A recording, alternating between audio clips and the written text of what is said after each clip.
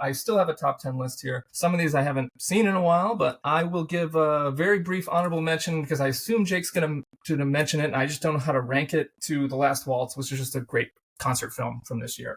So my number 10 is Train Robbery, which is a Michael Crichton directed Victorian heist movie with Sean Connery and Donald Sutherland. I haven't seen it in probably 20 years or more, probably. I was probably a teenager when I saw it. I read all of Michael Crichton's books, and this was one of his books, and he directed the adaptation. And I just remember thinking it was a lot of fun. It was sort of a light heist movie and I think Sean Connery was hilarious is my memory of this, so put it in there at number 10. Number 9, Same Time Next Year, weird movie, Alan Alda and Ellen Burstyn having an affair. And so the whole movie is scenes of their affair at this inn, and then they meet same time next year, and they meet up. So once a year they have an affair, and then they talk about what's changed in their lives. And it's a very, very corny, sentimental, melodramatic movie with a very sappy score. It's directed by Robert Mulligan, and I saw it on, I flipped through cable like 15 years ago, and it was starting up in the opening credits, and I ended up watching the whole thing, and even with commercial breaks, and I just couldn't believe I was kept watching this corny movie, and just those two performers just kind of made it super memorable. I couldn't turn it off. Number 8 is Dawn of the Dead. George Romero's zombie sequel to Night of the Living Dead. It's one of the first of a few horror movies on my list, and I'm not a horror movie guy. My wife doesn't like horror movies, but loves zombie movies. Night of the Living Dead is a huge movie in our household. We probably watch it every couple of years. Same with 28 Days Later. And this is somewhat blasphemous, but same with the remake of Dawn of the Dead, Zack Snyder's Dawn of the Dead from 2004. We love that movie. I had never seen the original, and weirdly until I think 2 years ago. It's pretty good. I was, again, I said blasphemous. I prefer the Zack Snyder version. This is pretty, even though it's pretty much exactly the same things happen. So I can see why people feel like, why bother remaking it if it's in the original. But because you want real actors saying the lines in a normal way. Yeah, it's just a little low budget, right? Yeah, so it's just a little low budget. So I'm putting it here for respect because I do really like Night of the Living Dead. I really like the third movie, Day of the Dead, which is also pretty low budget. They're all low budget. But Dawn of the Dead, it was good. It was solid. My number 7 is Girlfriends, Claudia Wilde's indie New York movie that's basically, if you like Greta Gerwig, I think people compare this to Frances Ha, so if you like Frances Ha and you want to see the ancestor of that movie, watch Girlfriends. Also very low budget independent film, but it's really cool to see New York in the 70s and see just sort of that sort of style of filmmaking. Number 6 is the second Michael Crichton film on my list, Coma. Somehow he had 2 movies come out in 1978. Coma's Michael Douglas. Actress, I want to say Genevieve Bujold, something like that. I forget her name. It's just a really well-made thriller. I've seen it a couple times. Super solid 70s sort of. It kind of fits in that sort of paranoia genre of maybe Parallax View and 3 Days of the Condor. So if you like those movies, I would check out Coma. It's a hospital thriller. And then my number 5 is Piranha. Joe Dante, very low budget, very stupid. Do not have high expectations, but if you appreciate a campy, silly, very cheap horror movie, Piranha is fantastic. I only saw that I think a year ago and just really enjoyed Piranha, but you have to set your expectations right. Number 4, Invasion of the Bodysnatchers, the remake, just really well made. I actually haven't seen this one in 10 or 15 years, so it's not that fresh in my memory, but I remember really loving it. Jeff Goldblum, Donald Sutherland, Brooke Adams. The only other movie I've ever seen Brooke Adams in is in Invasion of the Bodysnatchers. So this was a big year for her, and I don't know that she has a lot of dialogue in this movie. She certainly doesn't in Days of Heaven. She's kind of a big character. I watched it kind of recently, a year ago. Yeah. She's why didn't she have a bigger career? Because she's so not a good actor. I mean, is that it? Because it's hard to tell in Days of Heaven because she's real. I think she's terrific in the Days of Heaven, but she doesn't have to do very much. Yeah, she's not honest. Yeah, so I'm just kind of can she just not act? I don't know. But anyway, Invasion of the Bodysnatchers, number 4. Number 3, Death on the Nile. I love it. Number 2 is Halloween. I didn't really like Halloween the first time I saw it. John Carpenter's classic. And I'm not a huge horror movie fan, but somehow over the years, I've seen this 4 or 5 times, and when I think of it, I just get a warm feeling. I picture not even Michael Myers or the killings. It's just Jamie Lee Curtis carrying her book bags, walking down the street with the leaves falling and that score playing. And it's just a very magical movie memory for me. So I have it way up there at number 2. And then my number 1 is Days of Heaven. Wow, our lists are different. Jake, do you want to go? Yeah, I'll do mine. I only have a top 5. I've seen 8 films from 1978. And the good news is I didn't dislike any of them, like some years. So one of the movies from 1978 that I have, I'll just hit a couple honorable mentions is Scorsese had a short documentary come out that year called American Boy, a profile of Stephen Prince. I think you can see it on the Criterion channel now. That's a good short documentary. And then my other two honorable mentions, more traditional honorable mentions, would be the Warren Beatty film Heaven Can Wait. I haven't seen it in a very long time, but I do have good memories of that. And my other honorable mention would be Grease, which is a fun musical. Watched it not too long ago with my daughter, and I was so proud of her. Within like the first probably 5 minutes of the movie, she looks at me and goes, Dad, how old are these people? So I was just really happy that she noticed that right off the bat. Wait, you mean they're not in high school? Yeah, right. Yeah, what? John Travolta's what, like 30? Well, and what was Stockard Channing was like 38 or something? Wow. Yeah, the real crime is Michael Tucci, who looks like he's 50. Yeah. Oh, for real. But Grease, it's not I don't think it's the greatest, but it's reasonably fun, and there's some good songs in it. So those are my honorable mentions. And then in my top five, my number 5 is Death on the Nile, which we talked about at length.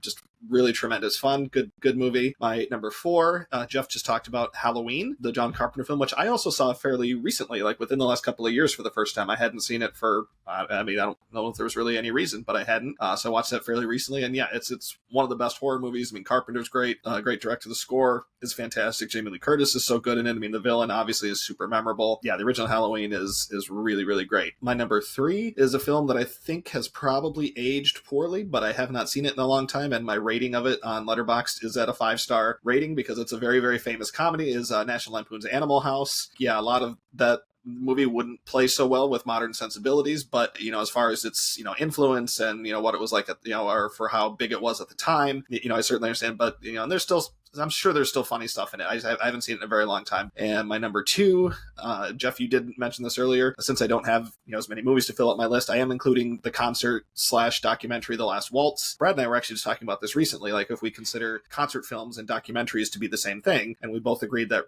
really no, we don't. Like Stop Making Sense, the Talking Heads film, which we covered on the show, Stop Making Sense is like a straight concert movie. There's like really nothing else going on there. But like The Last Waltz, I think you can consider both a concert film and a documentary because they have all this stuff kind of in between where they actually talk to the band and they talk about the history and all this other stuff. So there's a bit more of a mix there. But The Last Waltz is just completely up my alley. It's the band, one of the greatest rock bands of all time. Dylan, Joni Mitchell, Neil Young, Van Morrison. It's just a laundry list.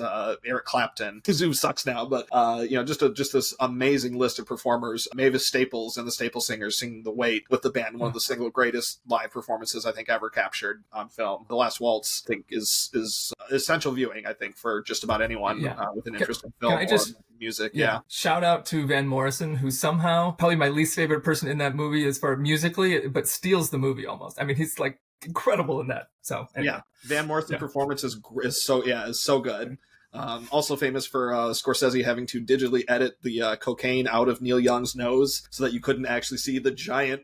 It's just fantastic. What a great movie. And then, like Jeff, my number 1 is Days of Heaven. So my list is quite different from y'all's, and there's a couple on my list that I'm surprised you haven't seen, but I just looked through Letterboxd and saw that you don't have them marked. So I have 4 honorable mentions. One is Dawn of the Dead, which honestly looks like garbage. What works about the movie, I think, is that the cast is only 4 people. So you get really tied into what happens to them or whether they live or die. Like everything feels like a big deal because there just aren't that many people to sacrifice. But Sarah Polley's not in this, so it's not as good as the remake. Agreed. I've got Days of Heaven, my honorable mentions. I don't know if it was this week or last week, but I mentioned Interiors sometime recently. It's a Woody Allen movie. That's solid, but it was his first serious movie. This is very strange because of another movie on my list, but he's making an Ingmar Bergman movie. It works in some ways and it doesn't work in some ways. There's a few shots that are crazy good, and then most of the movie is just like pretty boring, and everyone's really awful. So, except for Sam Waterston, who I would have sex with. So hot in this movie. And then Superman, the movie, which was story by Mario Puzo.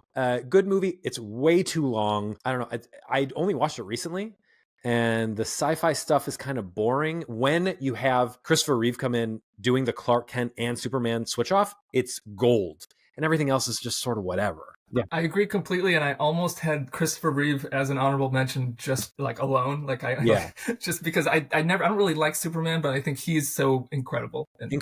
So yeah. The problem is there's a big chunk of the movie where he's not playing Superman; it's someone else, and it's like a little boy and then a teenager, and they're not good. But Christopher Reeve is incredible. He has to just be Superman for a lot of it, and that's not as interesting as when he's Clark Kent. All right, so my number 10 is Invasion of the Bodysnatchers. Yeah, pretty good. It has one of the most uncomfortable shots in any horror movie where, so they're clones, basically. They're like clones, vegetable people clones, and one of them is trying to be a dog, but it gets confused and has a human face, and that made me want to throw up. Yes. It was just a mask on a dog, and it still makes me want to throw up. Yeah. My number 9 is The Sorcerer's Apprentice, Krabat, The Sorcerer's Apprentice. It's a Brad Garoon list. It's a Czechoslovakian animated film. The story, the source material, the Czechoslovakian story that it comes from is very influential on Disney. The Disney Sorcerer's Apprentice took from this, the moving, doing chores with your magic, that comes from this story. The Sword in the Stone pulled a lot from this story. The Black Cauldron pulled a decent amount from this story. But this movie came out after 2 of those, and it's cutout animation, which is an interesting and kind of lost art, because it's the original animated movies are all cutout animation. They're basically drawings cut out and then moved in stop motion. But some of the transitions, the magic transitions when people transform, so cool in this. That's just a story about a boy who gets basically kidnapped and put into servitude by a wizard and has to get out of it. Pretty violent for a kids movie. Pretty cool though. My number 8 is Howard Zief's House Calls. So this stars Walter Matthau and Glenda Jackson, and it was the first movie they did together, because Hopscotch came out 2 years later. But if you want to see their other collaboration, it's this. Matthau plays a surgeon, and it's a romantic comedy, and he's a dick in it, and it's quite good. I like it a lot. My number 7 is Grease. I think Grease is underrated. I think Grease is actually very good, and the hold it has on me from my childhood is strong. So this is why Interiors is weird. My number 6 is Autumn Sonata, which is an Ingmar Bergman movie. It was his last theatrical film. It was Ingrid Bergman's last movie, period. She died not too long after this. And it was the only collaboration between the two of them. And no relation. No relation, right. And they only got together at the end. Yeah. So the movie is Ingrid Bergman plays this classical pianist. She was very famous. And in her older age, she goes to visit her daughter, played by the incomparable Liv Ullmann. And they have it out. And that is what Interiors is also about, basically. So it's weird that these movies came out in the same year. Deep Impact Armageddon style. Yeah, kind of. Yeah. Mm-hmm. Dante's Peak Volcano. This is better than Dante's Peak or Volcano. Boy, are you Well, sure? I don't know about that. You're talking to a disaster movie aficionado over here, so yeah. This careful. is better than Dante's Peak and Volcano. It's better than Armageddon, but might not be better than Deep Impact. Fair enough. So, no, I really like Autumn Sonata. It's very talky. It's basically just these two women talking. Sometimes Liv Ullmann's husband chimes in.